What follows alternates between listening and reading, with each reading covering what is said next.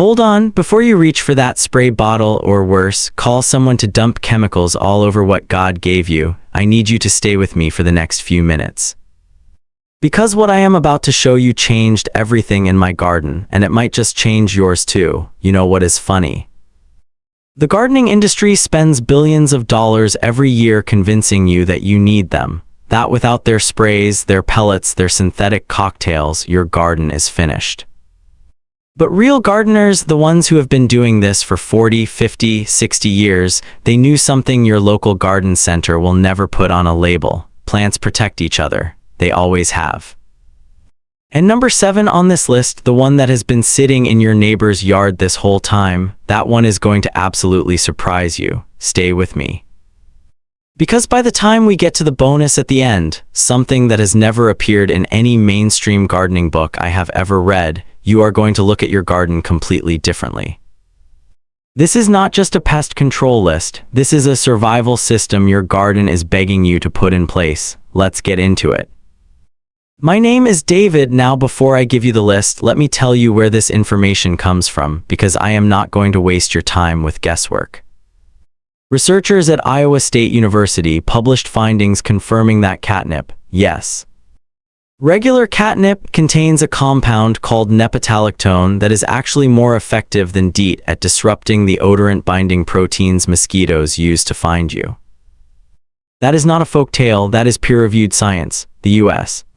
National Library of Medicine has documented how pyrethrin, extracted from a specific chrysanthemum flower, attacks the nervous system of over 350 pest species without leaving toxic residue on your food.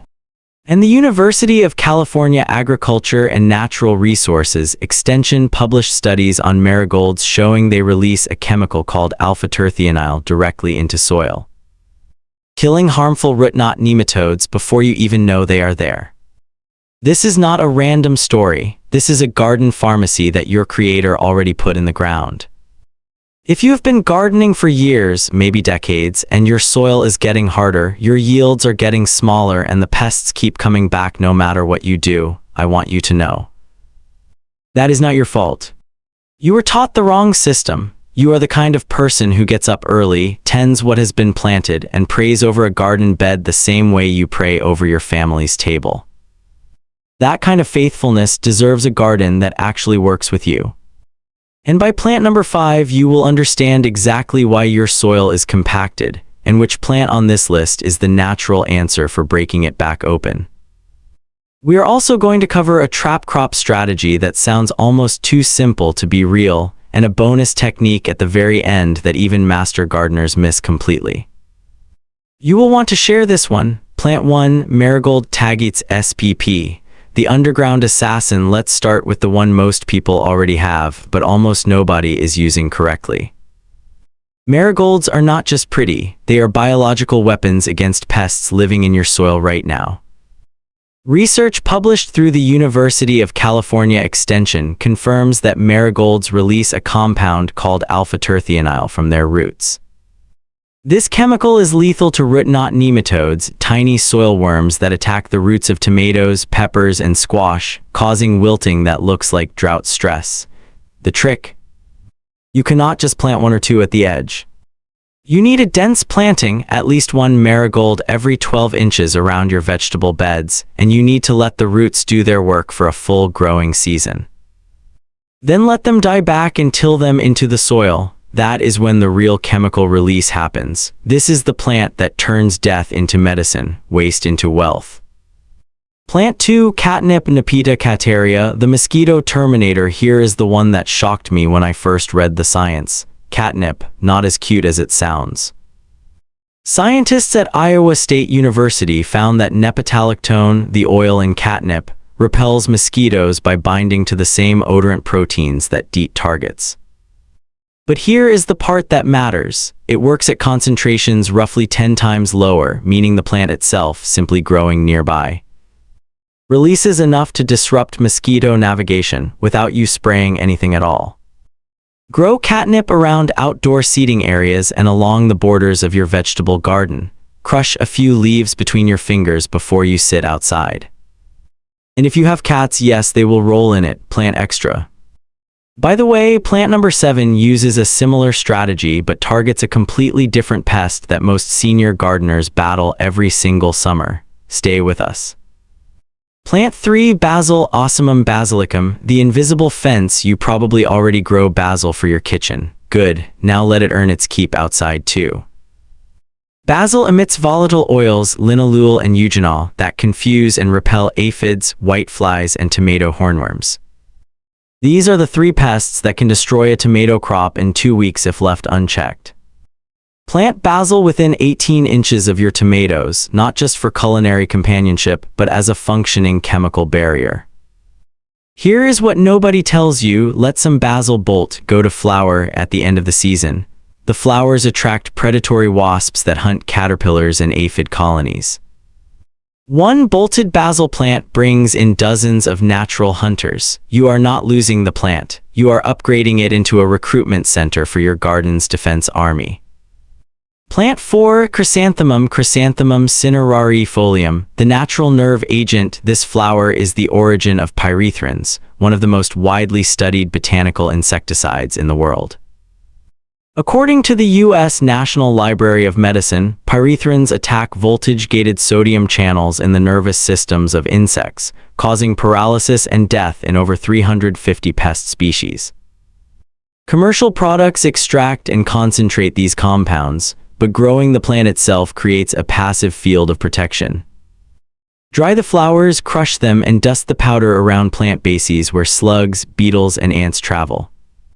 Important: pyrethrins break down quickly in sunlight and are far less toxic to birds and mammals than synthetic alternatives. They are approved for organic gardening. This is the pest control your grandmother would have recognized. Plant 5, borage Borrego officinalis, the soil healer. This is the one for compacted soil. If your garden has clay-heavy or hard, dead earth, which many senior gardeners deal with after years of foot traffic and chemical use, borage is your answer. Borage sends a taproot straight down, sometimes 12 to 18 inches deep, physically breaking apart compacted layers. It pulls up calcium and potassium from deep subsoil, minerals that surface-level plants cannot reach, and deposits them when the plant dies and decomposes back into the earth. Beyond soil repair, borage deters tomato hornworms and cabbage worms, and it is one of the most powerful attractors of pollinators in any garden. Chop it down, leave it on the soil surface as mulch. In 3 weeks it is compost. In 1 season your soil is noticeably softer. Proverbs 12:11 says, "He who works his land will have plenty." Borage is that kind of investment. Plant 6, Nasturtium tropiolum majus, the sacrificial bodyguard. Nasturtiums are what researchers call a trap crop. They are so attractive to aphids, whiteflies, and squash bugs that pests will choose them over your vegetables every single time. This is documented in companion planting literature and confirmed in field trials comparing protected and unprotected vegetable plots. You plant them as a deliberate sacrifice. You let the pests come. Then, and this is the part people miss, you remove the nasturtium plant, pests and all, and drop it in a bucket of soapy water. You have manually harvested your entire pest population without touching a single vegetable. The alternative: let beneficial insects find the pest colony on the nasturtiums and handle it themselves. Either way, nasturtium is a decoy system, not a decoration. Treat it like a soldier standing watch. Plant 7, Peppermint mentha times piprita, the rodent warden. Here it is, plant number 7. And yes, it is probably growing wild somewhere in your neighborhood right now. Extension resources from Penn State and multiple agricultural universities confirm that the aromatic compounds in peppermint, including menthol and pulegon, actively deter mice, voles, and rats, which destroy bulbs, root vegetables, and underground garden infrastructure quietly and consistently. But here is the version nobody tells you. Peppermint also repels aphids, flea beetles, and spider mites when planted as a companion. One field comparison found it reduced aphid colonies by over 40% on nearby pepper plants compared to unprotected control plots. Warning: peppermint spreads aggressively. Grow it in containers sunk into the soil to control spread, but let it grow. The stronger the plant, the stronger the protective output. Plant 8. Dill Anethum graveolens. The assassin caller dill is a predatory insect magnet. When it flowers, it produces flat-topped clusters called umbels, landing pads for parasitic wasps, lacewings, hoverflies, and ladybugs. Every one of those is a natural predator of garden pests. They will find your dill and then they will hunt. Interplant dill throughout the garden, not just in one corner. It works like a signal flare for your garden's defense community. And here is the strategic twist. Dill also acts as a host plant for the black swallowtail butterfly caterpillar. Those caterpillars eat the dill.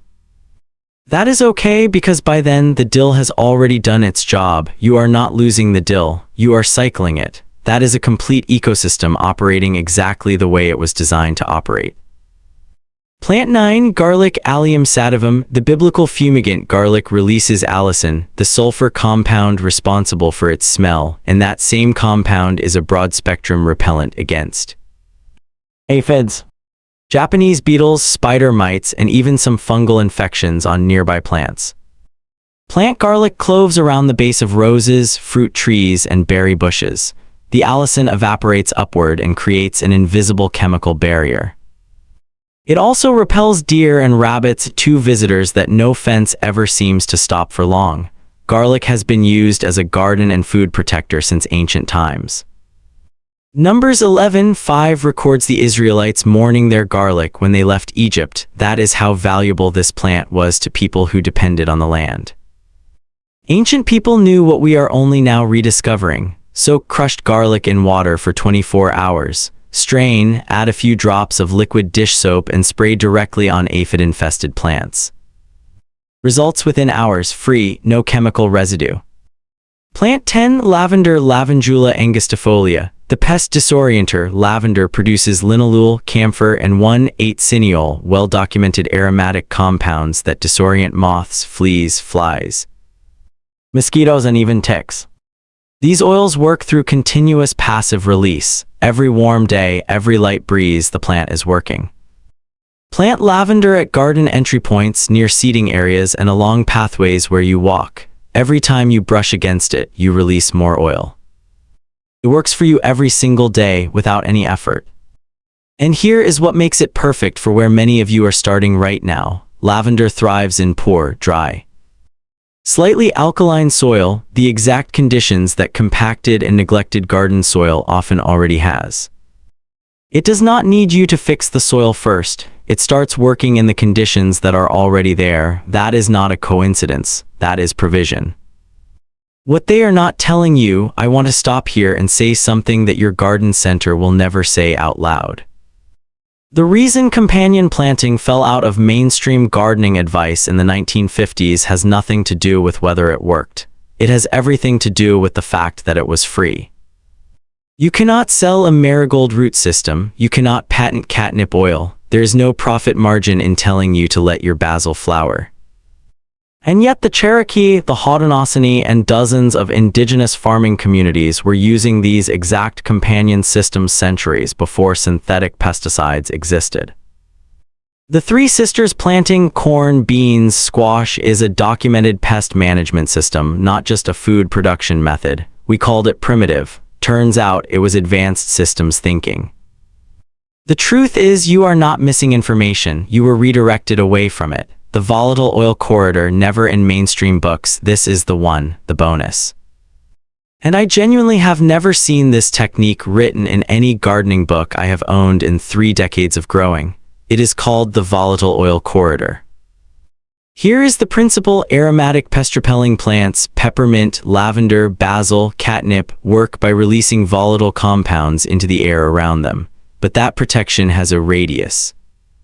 Most people plant 1 or 2 specimens and wonder why pests still come. The plants are not the problem, the placement is. The technique: you plant a continuous chain of aromatic plants, alternating species, along the full perimeter of your garden, not a decorative border, a corridor, a fence made of smell. Alternate this pattern: marigold, then peppermint, then lavender, then catnip, then marigold again, every 12 inches. The volatile oils from each plant create overlapping scent zones that disorient, repel, or trap pests before they ever reach your vegetables. Now here is the underground layer, the part that makes this a full system. Crush the dead leaves from these corridor plants and mulch them directly into the corridor strip between the plants. Decaying volatile oils stay active in the soil for 2 to 3 weeks. You are not just building a barrier above ground, you are building one below ground too. This works in raised beds as well. Line the inner edges of your box with this sequence and you will see the difference within one growing season. This comes from observational work done in permaculture design circles and passed between serious growers, the kind of knowledge shared between people, not sold in books. Community invitation. Now here is what I want you to do, not because I am telling you to, but because you already know it is right. Go outside today, walk your garden, look at what is already there.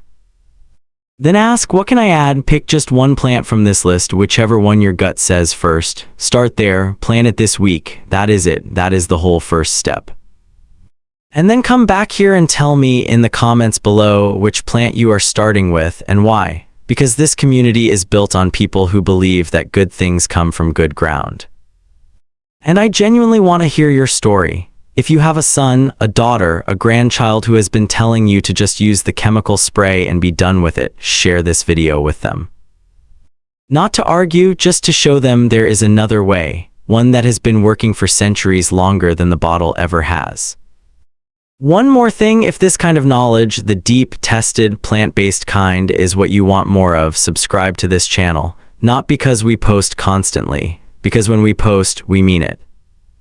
Every video is built on research, on real-world trial, and on the belief that your garden is not just a hobby, it is a legacy. See you in the next one. Take care of what was given to you.